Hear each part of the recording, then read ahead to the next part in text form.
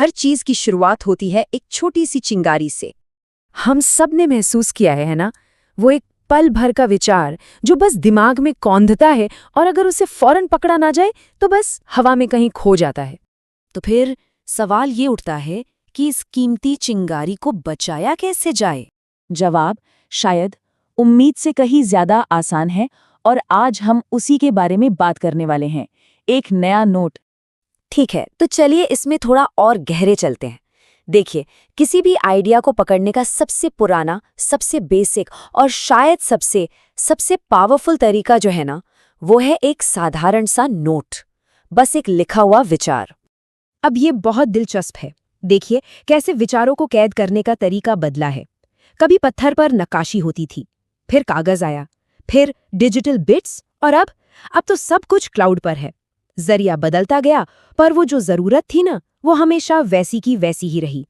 तो अब बात करते हैं इस पूरे कॉन्सेप्ट के सबसे जरूरी शब्द की, और वो है नया। क्योंकि एक नया नोट का मतलब सिर्फ कुछ लिख लेना नहीं होता, ये उससे कहीं कहीं ज्यादा है। महान दार्शनिक प्लेटो ने कहा था कि किसी भी काम का सबसे जरूरी हिस्सा उसकी शुरुआत होती है। और एक नया नोट क्या है? वो ठीक यही तो है, एक नई शुरुआत का प्रतीक।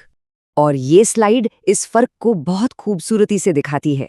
देखिए, एक पुराना नोट क्या है? वो अतीत का एक रिकॉर्ड है, एक याद है, एक फैक्ट।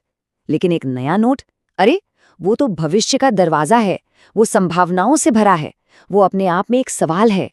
तो सवाल ये है कि ये एक छोटा सा काम, एक नोट लिखना, आखिर कितना बड़ा हो सकता है। चलिए देखते हैं। इंसान की मेरा मतलब हर बड़ी कोशिश यहीं से शुरू होती है। जरा एक साइंटिस्ट के बारे में सोचिए, उनके लिए एक नया नोट क्या है? ये एक हाइपोथेसिस का जन्म है, वो पहली कच्ची सी चिंगारी जो शायद एक दिन दुनिया को देखने का हमारा पूरा नजरिया ही बदल दे। और एक आर्टिस्ट के लिए, उनके लिए तो ये एक मास्टरपीस का बीज है। सोचिए, कागज पर खींची गई वो पहली लकीर या डायरी में लिखे गाने के वो पहले 2-4 शब्द जो एक दिन जाकर लाखों करोड़ों दिलों को छू लेंगे।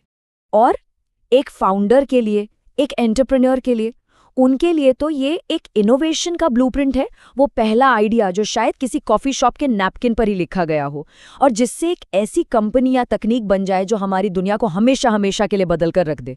तो इससे एक बात तो साफ है, जब कोई नया नोट लिखता है तो वो उस विचार का अंत नहीं होता, बिल्कुल नहीं, बल्कि वो तो बस असली कहानी की शुरुआत होती है। किसी भी आइडिया की लाइफ साइकिल को देखें जरा। इसकी शुरुआत एक चिंगारी से होती है, फिर उसे एक नोट में पकड़ा जाता है, फिर उस पर एक्शन लिया जाता है और आखिर में उसका दुनिया पर एक असर होता है, एक इम्पैक्ट। और ये सब कुछ बस उस एक नोट से शुरू हुआ था। मतलब हर बड़ी कामयाबी, हर आविष्कार, दुनिया की हर बेहतरीन कलाकृति कभी न कभी बस एक नया नोट ही तो थी। तो अब सवाल सिर्फ एक ही बचता है, और ये हम सबके लिए है, कि हमारा अगला नया नोट आखिर क्या बनाने वाला है।